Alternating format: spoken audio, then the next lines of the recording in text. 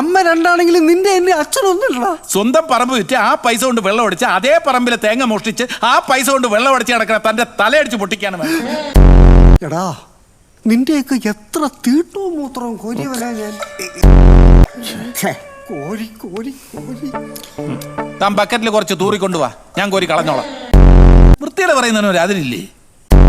തീട്ടത്തിന്റെ മൂത്രത്തിന്റെ കണക്ക് പറയല്ലേ മക്കളെ. അതെ, വീണ്ടും എന്റെ ദാക്ഷായിനി ഗംഗാതീർത്ഥം കുടിച്ചാണ് മൃതി അടഞ്ഞത്. 10 കൊല്ലമൊക്കെ കുപ്പിയിലടച്ചു വെച്ചാൽ ഏത് വെള്ളം കുടിച്ചാലും ആരും ചത്തു. അച്ഛൻ പണ്ട് മുങ്ങിത്താടാൻ പോയപ്പോ വലിയച്ഛനാ രക്ഷിച്ചത്. എന്ത് രസമായിരുന്നു അന്നത്തെ ഓർമ്മകൾ അല്ലേ? എന്ത് ഞാൻ മുങ്ങിച്ചാൻ പോയതോ? അപ്പൂപ്പൻ എന്ന് പറഞ്ഞാ വെറും അപ്പൂപ്പനല്ല, ചാത്തൻ. ചാത്തനും കോത്തനും പോത്തനും എന്നെ കൊണ്ടൊന്നും പറയിക്കരുത്. സഹദേവനും നകുലനും അവകാശപ്പെട്ട മോതിരം ഊരിയെടുക്കാവുന്നതാ.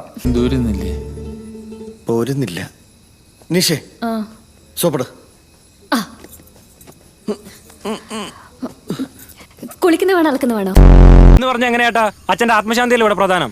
എടാ, അപ്പുറത്തെ നല്ല നോൺ വെജിറ്റേറിയൻ കിട്ടുമ്പോ ഇവിടത്തെ അരി ഉണ്ട തിന്നാൻ ഏത് കാക്ക വരും? കാക്ക തന്നെ തിന്നണമെന്ന് എന്താ എത്ര നിർബന്ധം? ഇക്കണക്കിന് അന്റാർട്ടിക്കയിൽ ആത്മാക്കൾക്കൊന്നും ശാന്തി കിട്ടൂലല്ലോ.